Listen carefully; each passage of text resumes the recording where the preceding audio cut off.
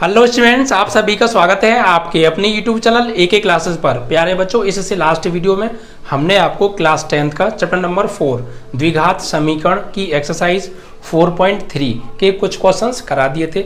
I hope कि आपने पिछले सभी प्रश्नों को देख लिया होगा।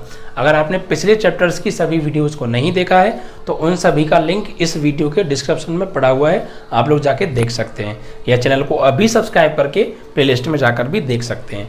बच्चा, आज कुछ क्वेश्चंस और रह गए आपके, इसके बाद आपकी ये एक्सरसाइज समाप्त हो जाएगी। ठीक है बच्चा, चलिए तो आज हम एक्सरसाइज को समाप्त करेंगे।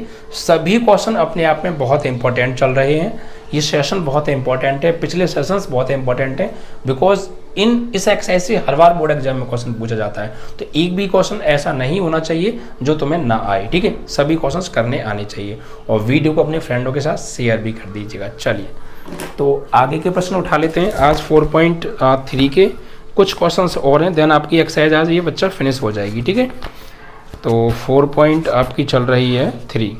तो हमने आपको क्वेश्चन इसमें करा दिए थे 9 तक। ठीक है, 10 और 11 दो प्रश्न और हैं, लॉन्ग क्वेश्चंस हैं, वेरी मोस्ट इंपॉर्टेंट क्वेश्चंस हैं। ठीक है, चलिए तो पहले पढ़ते हैं।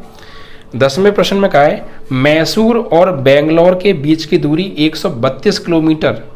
मैसूर और बेंगलोर के बीच के 132 किलोमीटर यात्रा करने में एक एक्सप्रेस रेलगाड़ी सवारी गाड़ी से 1 घंटा कम समय लेती है। यानी मैसूर है, ठीक है, क्या है मैसूर, M फॉर मैसूर, और इधर है मान लीजिए बेंगलोर, B फॉर बेंगलोर, और इनके बीच की जो दूरी है वो 132 किलोमीटर है।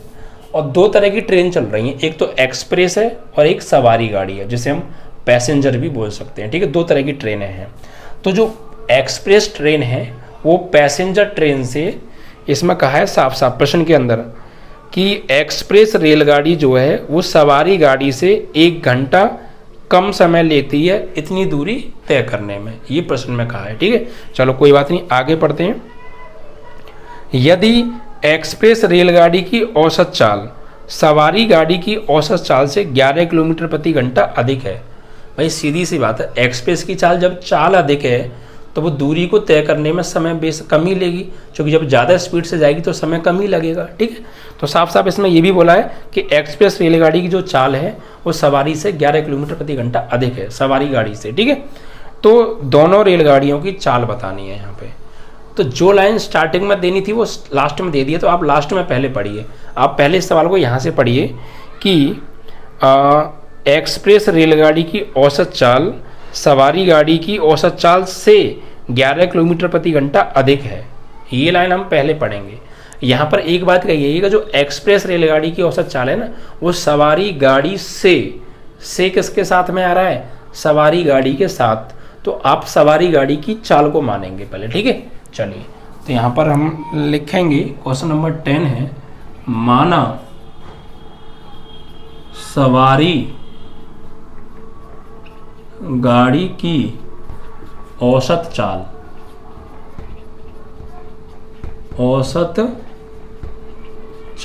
बराबर x किलोमीटर प्रति घंटा। ठीक है, अब हमसे कहा है जो एक्सप्रेस रेलगाड़ी की चाल है वो सवारी गाड़ी से 11 किलोमीटर प्रति घंटा अधिक है। अधिक मतलब प्लस करना है, तो क्या लिखेंगे, तो एक्सप्रेस बोला है ना, यस एक्सप्रेस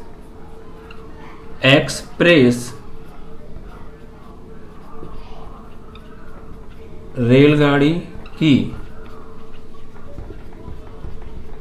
औसत चाल कितनी हो जाएगी, 11 अधिक है किससे, इससे, तो इसमें 11 जोड़ दो, x + 11 हो जाएगी किलोमीटर प्रति घंटा। और कुल दूरी कितनी दे रखी है, मैसूर और बेंगलोर के बीच की दूरी 132। यहाँ लिखेंगे मैसूर बेंगलोर के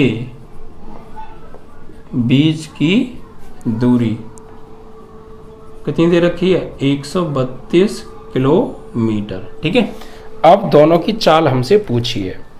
और चलिए तो अब हम क्या कर लेते हैं, पहले समय निकालते हैं कि जो एक्सप्रेस रेलगाड़ी है वो 132 किलोमीटर की दूरी तय करने में कितना समय लेगी, और जो सवारी गाड़ी है वो कितना समय लेगी। दोनों का समय निकाल लेते हैं, क्योंकि हमें दोनों के समय का अंतर दे रखा है सवाल में। ठीक है, तो यहाँ पर हम लिखेंगे सवारी गाड़ी द्वारा 132 किलोमीटर की दूरी x किलोमीटर प्रति घंटा की चाल से तय करने में लगा समय,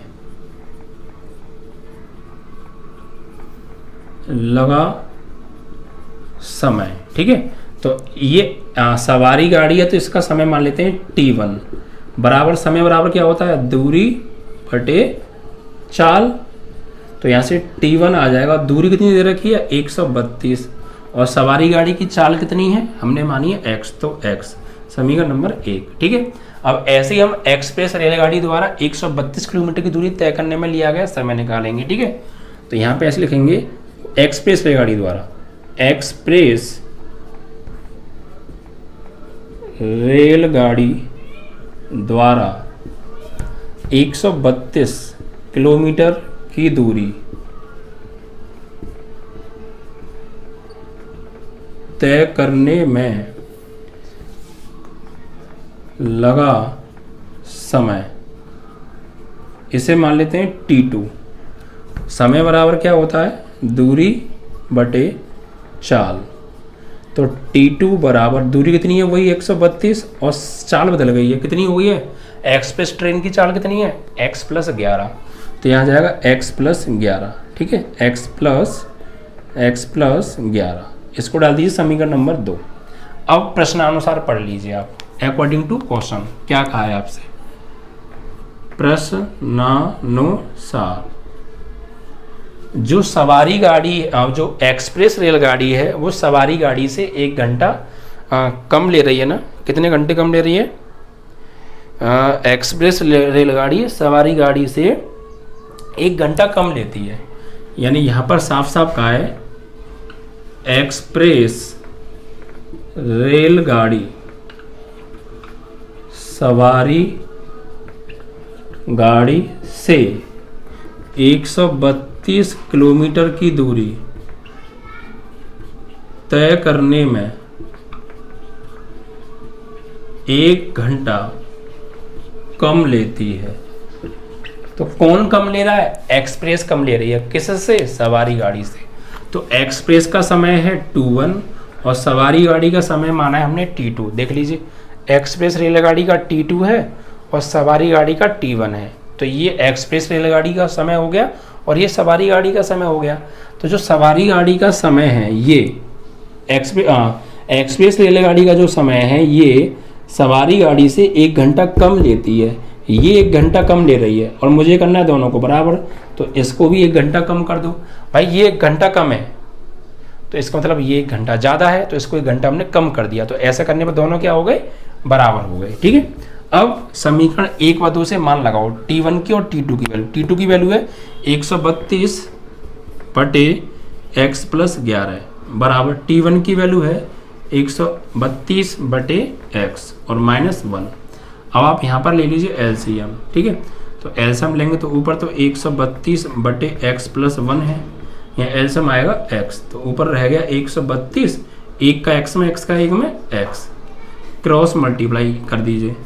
x का करेंगे भैया 132 में 132x, फिर इसका गुणा होगा इसमें, यानी कि x प्लस 1 का गुणा होगा 132 माइनस x में। सॉल्व करो 132x बराबर गुणा करो x का 132 में 132x, x का माइनस x में x स्क्वायर, 1 का 132 में 132 और 1 का माइनस x में माइनस x।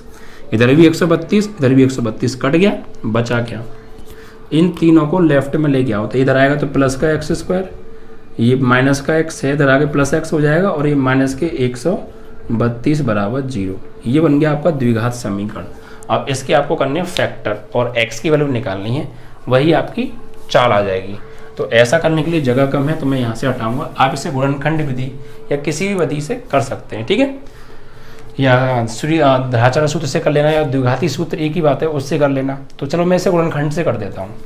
तो 132 के आपको फैक्टर करने हैं, 132 के 1 में 132 घटाने पर 1 आना चाहिए, तो 32 के ऐसे फैक्टर करो कि घटाने पे 1 आ जाए। तो 132 के फैक्टर कर लेते हैं, 132 के फैक्टर करो, 2 छक्के 12, 2 छक्के 12, 2 तिया 2 तिया, 3 एकम 3 एकम, 11 एकम, 2 दूनी 4, 4 तिया 12, 12 11 हो गए, यानी 12 माइनस 11। तो यहाँ के बाद इधर देखिएगा, एक्स स्क्वायर प्लस 1 को लिखेंगे 12 माइनस 11 और x और माइनस के 132 बराबर 0। तो एक्स स्क्वायर ये हो गया 12x और ये हो गया 11x माइनस 132 बराबर 0। कॉमन x प्लस 12 हो गया, माइनस 11 कॉमन ले लो तो x प्लस 12 हो जाएगा, 12 बार भाग जाएगा, ये सेम है, कॉमन ले लो, बचा क्या x माइनस 11 बराबर 0। तो एक बार तो लेंगे इसे, तो x प्लस 12 बराबर 0, तो x बराबर आ रहा है माइनस 12, इसे लेंगे नहीं क्योंकि चाल कभी भी माइनस में नहीं होती है, तो इसको छोड़ देंगे। इसे लेंगे x माइनस 11 बराबर 0, तो x बराबर 11। x क्या था? सवारी गाड़ी की औसत चाल x थी, तो कितनी आ गई? 11 किलोमीटर प्रति घंटा। अब लिखेंगे एक्सप्रेस की औसत चाल, एक्सप्रेस रेलगाड़ी की औसत चाल तो क्या थी? x प्लस 11, तो x की वैल्यू आ रही है 11 और प्लस 11, तो 22 किलोमीटर प्रति घंटा। तो जो सवारी गाड़ी है उसकी चाल 11 किलोमीटर प्रति घंटा है और एक्सप्रेस रेलगाड़ी है उसकी औसत चाल 22 किलोमीटर प्रति घंटा है। ठीक है, देन आपका आंसर। तो क्वेश्चन क्लियर। तो बहुत लैंग्वेज अजीब टाइप की थी, बट आप हर चीज़ को तोड़ के पढ़ के समझ के करेंगे तो आपकी प्रॉब्लम कंप्लीटली सॉल्व हो जाएगी without any problem. Okay, next question है और आपकी इस एक्सरसाइज का लास्ट क्वेश्चन है, उसे देख लेते हैं। इसमें कहा है 2 वर्गों के क्षेत्रफलों का योग 468 मीटर स्क्वायर है। 2 स्क्वायर हैं कोई, उनका एरिया का जो सम है वो दे रखा है। यदि उनके परिमापों का जो डिफरेंस है वो 24 मीटर है, तो दोनों वर्गों की भुजाएं निकालनी है। 2 वर्ग हैं, उनके क्षेत्रफलों का योग दे रखा है, परिमापों का अंतर दे रखा है, उनकी भुजाएं पूछी हैं। तो मान लेते हैं यहाँ पर, ठीक है, 11वां सवाल। माना 2 वर्ग है ना, तो पहले वर्ग का क्षेत्रफल, पहले वर्ग की भुजा मान लेते हैं बराबर x मीटर और दूसरे वर्ग की भुजा बराबर y मीटर। ठीक है, अब हमें दिया है क्या? इनके क्षेत्रफलों का योग। ठीक है, दोनों वर्गों के क्षेत्रफलों का योग दे रखा है। कितना दे रखा है? 468 मीटर स्क्वायर। तो भैया पहले वर्ग का क्षेत्रफल अगर भुजा उसकी x है, पहले वर्ग की भुजा अगर x है तो क्षेत्रफल क्या होगा? भुजा का स्क्वायर यानी x स्क्वायर। ऐसी दूसरे वर्ग की भुजा y है तो उसका क्षेत्रफल क्या होगा? भुजा का स्क्वायर यानी y स्क्वायर। तो ये पहले वर्ग का क्षेत्रफल, ये दूसरे वर्ग का क्षेत्रफल, इन दोनों का योग हमें दे रखा है कितना? 468। Is that clear? भाई पहले वर्ग की भुजा x है, अगर किसी वर्ग की भुजा x है तो उसका क्षेत्रफल भुजा का वर्ग, एक वर्ग का क्षेत्रफल क्या होता है? भुजा स्क्वायर। तो भुजा क्या है? x, तो x स्क्वायर। ऐसे दूसरे वाले वर्ग की भुजा y है तो इसका क्षेत्रफल भुजा स्क्वायर यानी y स्क्वायर, और इन दोनों का योग हमें दे रखा है 468। ठीक है, इसे डाल दो आप समीकरण नंबर 1। अब आगे पढ़ो, आगे क्या रखा है? दोनों के परिमापों का अंतर 24 है। एक और चीज दी है, दोनों वर्गों के परिमापों का अंतर बराबर हमें दे रखा है 24 मीटर। कितना? 24 मीटर। तो भाई पहले वर्ग की भुजा अगर x है तो परिमाप होगा 4x। भाई किसी वर्ग की जो भुजा होती है परिमाप उसका 4 गुना होता है। अगर मान लीजिए वर्ग की भुजा a है तो परिमाप क्या होता है? 4a, तो 4 से तो गुना हो जाता है भुजा में। ऐसे ही यहाँ वर्ग की भुजा कितनी है? x, तो परिमाप क्या होगा? 4x, यानी फर्स्ट वर्ग का परिमाप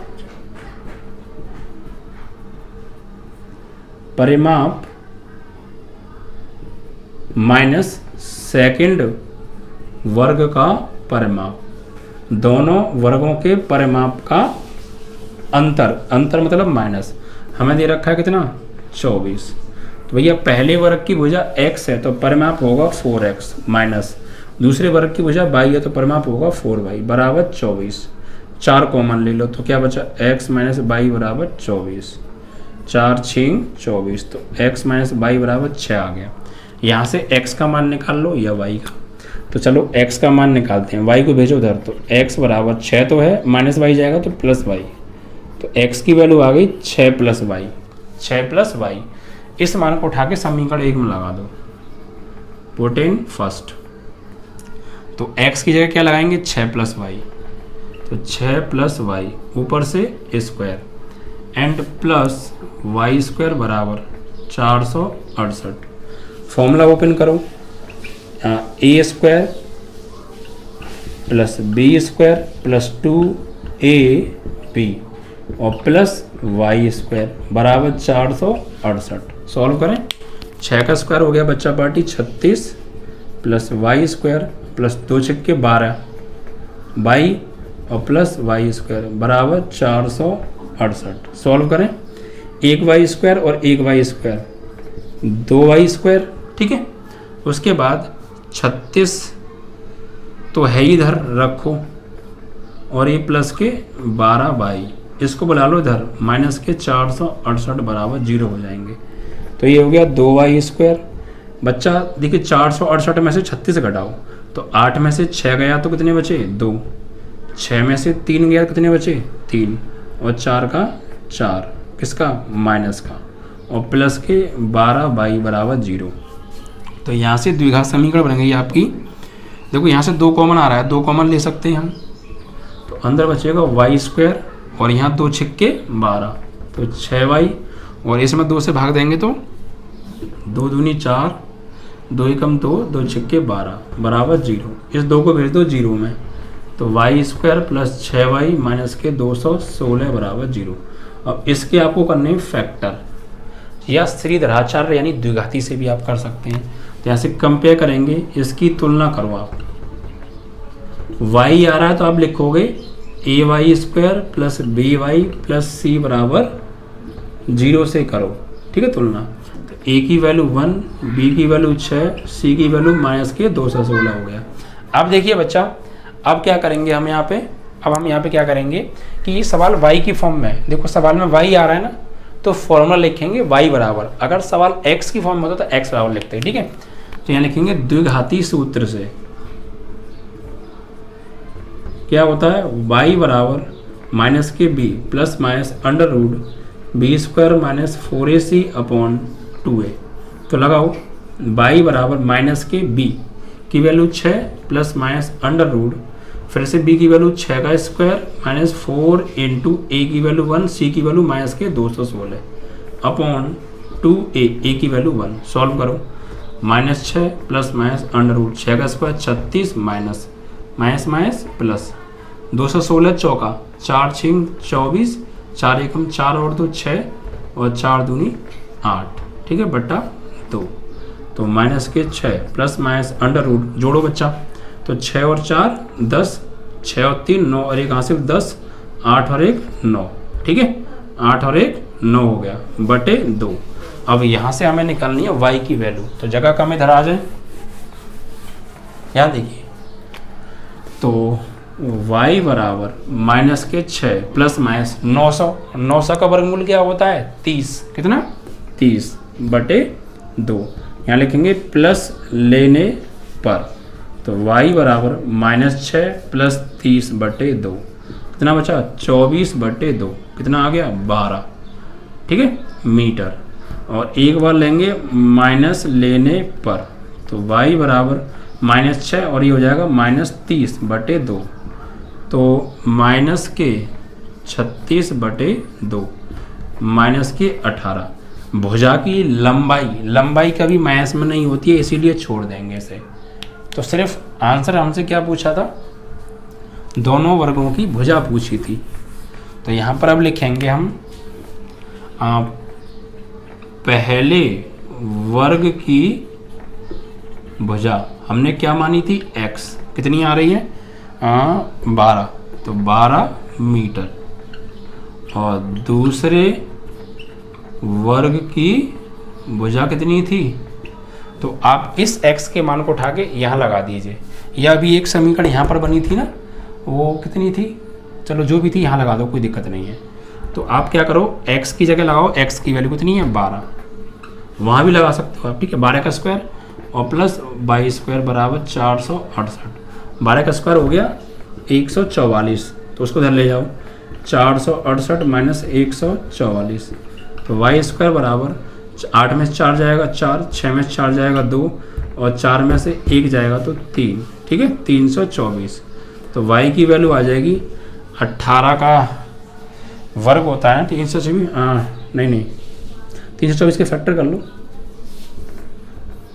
324, 2 से काटो, 2 कम 2, 2 6 2 3 4, 2 8 16, 2 कम 2, 3 2 6, 3 7 21, 3 9 27, 3 थिया 9, 3 एकम 3, 1 जोड़ा 2 जोड़ा, तो 3 यहाँ से और 3 यहाँ से और 2 यहाँ से, 3 थिया 9, 9 दूनी 18, तो y की वैल्यू आ जाएगी यहाँ से आपकी 18 मीटर, ठीक है। तो जो दूसरे वर्ग की भुजा है वो आपकी 18 मीटर आ गई बच्चा, ठीक है। तो यही आपका आंसर है। तो इस तरीके से यहाँ पर दोनों प्रश्न लॉन्ग थे, इंपॉर्टेंट भी थे बहुत ज़्यादा, बहुत इजीली सॉल्व किए, ठीक है। तो आपको कुछ नहीं करना, x का मान निकाल के अब x का मान इसमें लगा दो, 1 में या 2 में भी लगा सकते थे, आपका जो भी y का मान आएगा वही फाइनली आपका आंसर है, ठीक है। इस तरीके से आपकी एक्सरसाइज 4.3 कंप्लीट सॉल्व हो जाती है बच्चा, यानी खत्म। अब इसके बाद 4.4 चलेगी और उसके बेसिक के बारे में बात करेंगे, ठीक है। जो भी क्वेश्चंस होंगे उन्हें करेंगे। जिन लोगों ने वीडियो को भी लाइक नहीं किया है, शेयर नहीं किया है, तो यार वीडियो को लाइक शेयर करना मत भूला करो, ज़्यादा से ज़्यादा फ्रेंडों को जोड़ो, अपने क्लास के स्टूडेंट्स को बताओ सबको, यार कितनी मेहनत से हम आपको पढ़ा रहे हैं, हर चीज़ एकदम जीरो लेवल से समझाते हैं। यार ऑफलाइन में भी नहीं पढ़ाता वो, मेरे ख्याल से कोई आपको उतना बेस्ट हम आपको देने की कोशिश कर रहे हैं, ठीक है बच्चा। तो वीडियो को लाइक शेयर करना मत भूला करो, ओके।